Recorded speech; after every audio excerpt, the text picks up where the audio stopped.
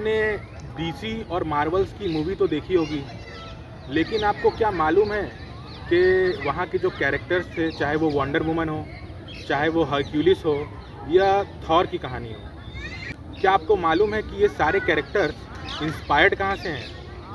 जी हाँ, ये कैरेक्टर्स जो हैं ये इंस्पायर्ड हुए हैं ग्रीक मैथोलॉजी से। आज हम डिस्कस करेंगे इन्हीं ग्रीक गॉड्स के बारे में और ग्रीक की मिथोलॉजी के बारे में।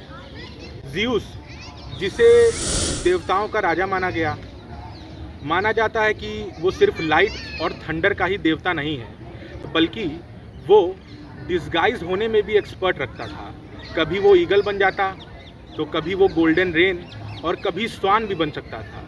उसके अंदर डिस्गाइज और रूप बदलने की शक्तियाँ हासिल थी।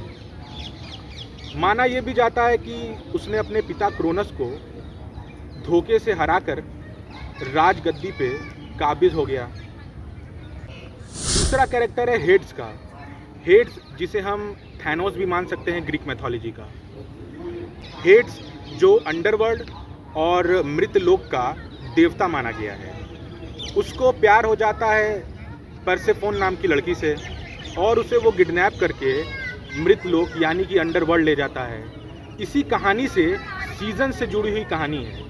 जब परसेफोन अपनी माँ डिमेटर के साथ होती तो बसंत का सीज़न होता, और जब वो अंडरवर्ल्ड यानी कि मृतलोक में हेड्स के साथ रहती तो सर्दियों का मौसम होता। हेड्स के पास एक और चीज़ थी, उसका नाम था हेलमेट।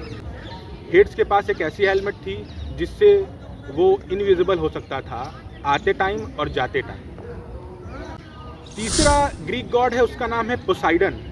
पोसाइडन जो समुद्र का देवता माना गया, उसके पास एक वेपन था जिसका नाम था ट्राइडेंट, जिसे हम त्रिशूल कहते हैं। उसने एक शहर भी बनाया था जिसका नाम था एटलांटिस।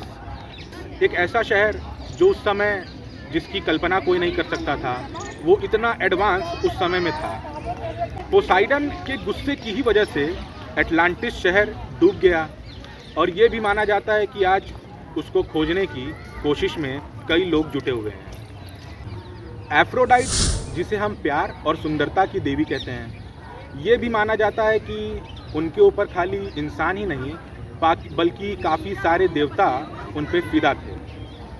एफ्रोडाइट को प्यार हुआ एक हैंडसम शिकारी से जिसका नाम था एडोनिस। एडोनिस एक शिकार के दौरान उनकी मौत हो जाती है। उन्हीं के गम में एफ्रोडाइट ने एक फूल बनाया जिसका नाम उसने दिया एनेमोन। एफ्रोडाइट जो शब्द है, एफ्रोडाइट जो कैरेक्टर है, उससे एक वर्ड आया है जिसका नाम है एफ्रोडेसियाक, जो रिप्रेजेंट करता है लव को और डिज़ायर को।